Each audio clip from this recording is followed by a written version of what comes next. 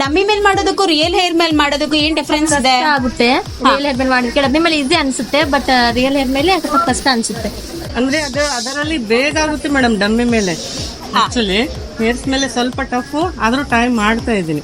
Okay ಬಹಳ difference ಅನಿಸ್ತಾ ಇದೆ. ಅಲ್ಲಿ ಈಸಿ ಅನಿಸ್ತಾ ಇತ್ತು, ಈಗ ಏನ್ ಮಾಡ್ತಾ ಇದೀನಲ್ಲ ಓಕೆ ರಿಯಲ್ ಆಗಿ ಗೊತ್ತಾಗ್ತಾ ಇದೆ ಏನಿದೆ ಅಂತ. ಮಾಡ್ತೀನಿ ಚೆನ್ನಾಗಿ ಅನ್ನೋ ಕಾನ್ಫಿಡೆನ್ಸ್ ಇದೆಯಾ? यस मैम, बहुत अच्छा लग रहा है. पहले बहुत डर लगता था करने के लिए, लेकिन अभी बहुत कॉन्फिडेंस है कि कर सकती हूँ वैसे. ಡೇ 1 ಡೇ 10 ಏನ್ ಡಿಫ್ರೆನ್ಸ್? ತುಂಬಾನೇ ಡಿಫ್ರೆನ್ಸ್ ಆಗಿದೆ. ಮುಂಚೆ ಬಂದಾಗ ನಮ್ಗೆ ಏನು ನಾಲೆಜ್ ಇರ್ಲಿಲ್ಲ, ಟೂಲ್ಸ್ ಬಗ್ಗೆ ಅಂತೂ ಏನು ನಾಲೆಜ್ ಇರ್ಲಿಲ್ಲ. ಇಲ್ಲಿ ಬಂದ್ಮೇಲೆ ಟೂಲ್ಸ್ ಬಗ್ಗೆ ಎಲ್ಲ ನಾಲೆಜ್ ಬಂತು. ಯಾವ ಟೂಲ್ಸ್ ಅನ್ನ ಹೇಗೆ ಯೂಸ್ ಮಾಡ್ಬೇಕು ಅನ್ನೋದು ಕೂಡ ಅಂತ ಮೇಡಮ್ ತುಂಬಾ ಚೆನ್ನಾಗಿ ಹೇಳ್ಕೊಟ್ಟಿದ್ದಾರೆ. ತುಂಬಾ ಚೇಂಜ್ ಆಗಿದೆ.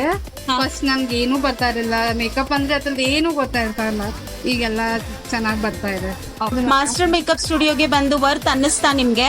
ವರ್ತ್ ಅನಿಸ್ತು, ಬಟ್ ಇನ್ನೂ ಚೆನ್ನಾಗಿ ಕಲಿಬೇಕು ಅಂತ ಅನ್ಕೊಂಡಿದೀನಿ.